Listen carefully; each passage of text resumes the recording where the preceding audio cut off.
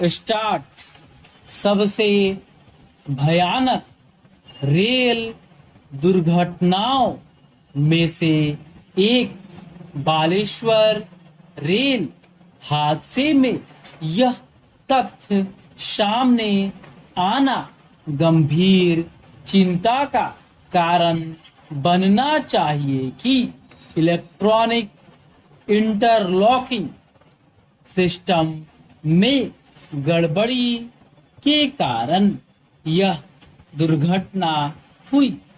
विस्तृत जांच रिपोर्ट इस पर और विस्तार से प्रकाश डालेगी, लेकिन एक ऐसे समय जब देश में ट्रेनों की संख्या और उनकी गति बढ़ती चली जा रही है, तब उनके सुरक्षित संचालन के लिए त्रुटिहीन तकनीक का उपयोग सुनिश्चित किया जाना अनिवार्य है।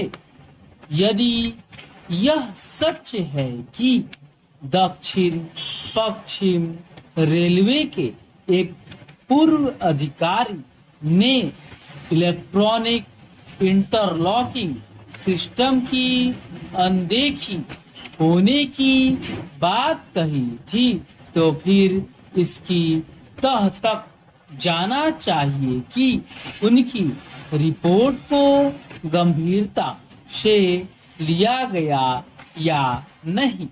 इसी के साथ इस प्रश्न का उत्तर भी मिलना चाहिए कि इलेक्ट्रॉनिक सिग्नल मेंटेनर सही तरह काम करता है या नहीं।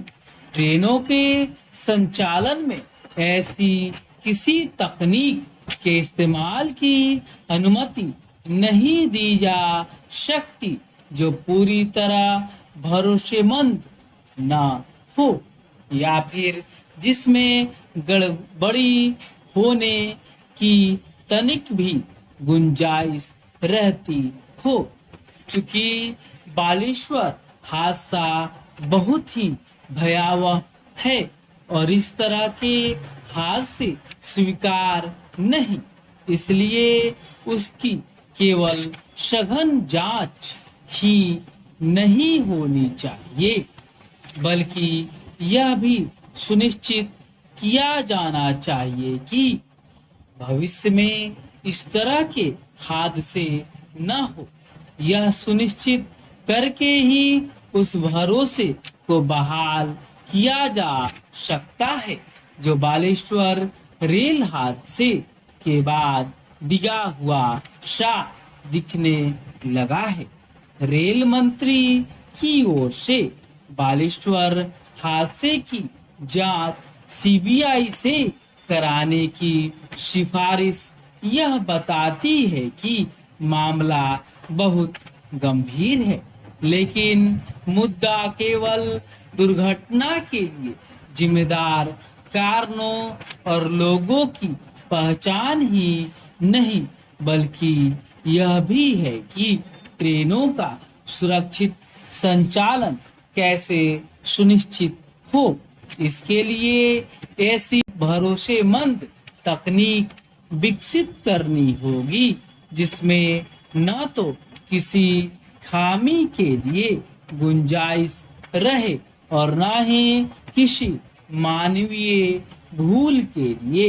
यह अच्छी बात है कि बालेश्वर रेल हादसे को लेकर लगभग 1 वर्ष से यह मांग उठी है कि उसकी गहनता से जांच हो, लेकिन इसी के साथ विरोधी दलों के कुछ नेता रेल मंत्री अश्वनी वैष्णव के त्याग पत्र की मांग करने में जुट गए हैं। यह मांग करने वालों को अपने आप से यह प्रश्न करना चाहिए कि क्या रेल मंत्री का त्याग पत्र उन कारणों का निवारण करने में सहायक सिद्ध होगा जिनके चलते इतना बड़ा हादसा हुआ और जिसमें 275 रेल यात्री मारे गए और 1000 के करीब घायल हो गए। यह विडंबना ही है कि अश्वनी वैष्णव से त्याग पत्र मांगने वालों में वे पूर्व रेल मंत्री भी हैं जिनके समय भी बड़े रेल हादसे हुए और तब उन्होंने त्याग पत्र देने की कोई आवश्यकता नहीं समझी। रेल मंत्री से त्याग पत्र मांगने वालों को इसकी अनदेखी नहीं करनी चाहिए कि उन्होंने रेलवे की हालत सुधारने और ट्रेनों के सुरक्षित संचालन की दिशा में उल्लेखनीय कार्य किया है। स्टॉप।